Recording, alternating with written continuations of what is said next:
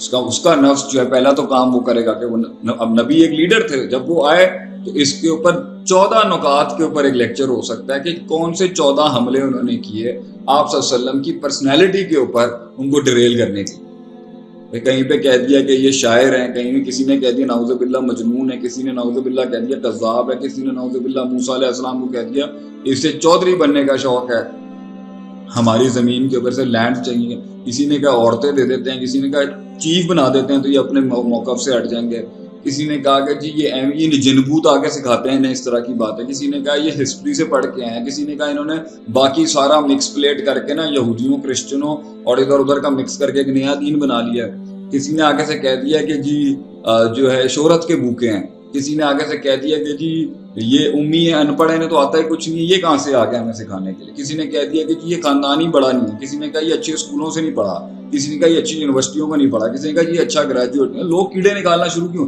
یہی ہے، یہی ہوگا جب آپ نے جا کے لوگوں کو یہ کہنا نا کہ بھائی جان آئی کیئر اباؤٹ یو، میں آپ کا خیر خواہ، میں آپ کو اس پوزیشن سے باہر نکالنے کے اندر ہیلپ کر سکتا ہوں، آپ یہ کام ٹھیک نہیں کر رہے۔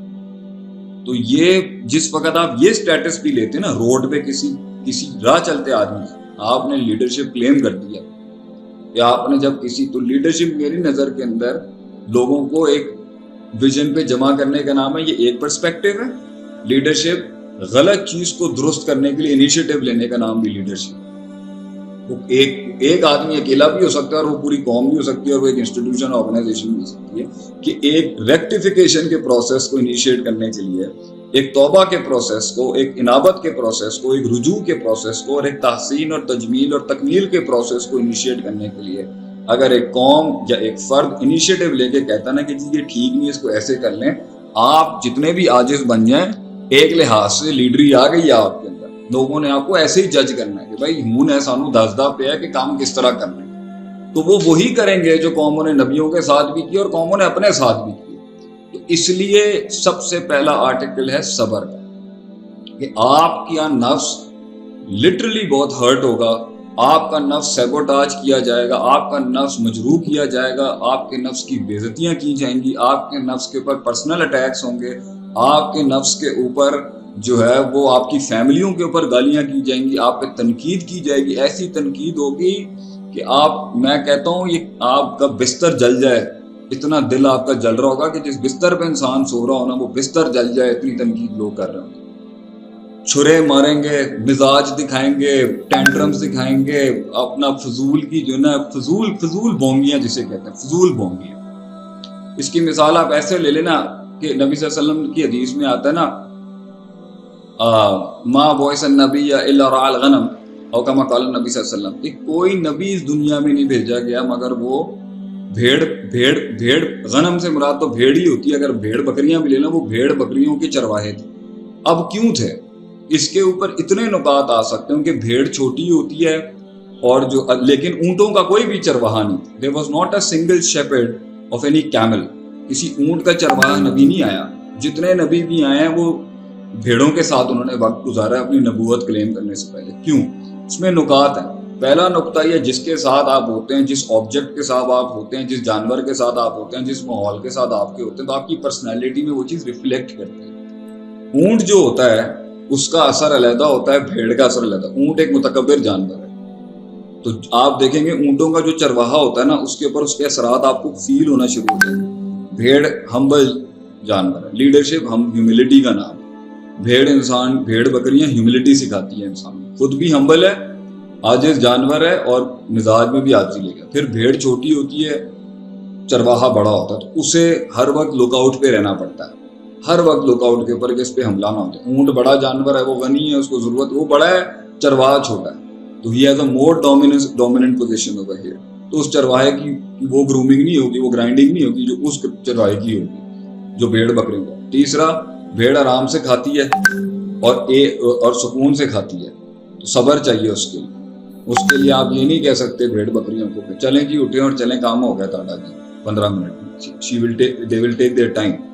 اس کے بعد بھیڑ بکریاں جو ہیں وہ ایک جاتی ہے تو ساری اس کے پیچھے جاتی ہے، تو اکثر یہ جو ہے نا اندھے بلائنڈ فالوورز ہی ہوتی ہیں، اس میں بھی بہت مسل ایگزرٹ ہوتا ہے ایک رائی کا ایک چرواہے کا, کیونکہ اس نے ایک کو دیکھنا تو پورے کا پورا کنبا اس کے پیچھے لگ جائے گا. تو اس نے کانسپریسیز, نیگیٹو تھیوریز, اور وہ سارا جو پورے ریور کے اندر آ جاتا ہے نا کہ ایک آدمی ٹیم میں خراب ہو گیا, وہ ساری چائنیز وسپرنگ ہو جائے گی, سب اینٹی ہو جائیں گے اس پہ.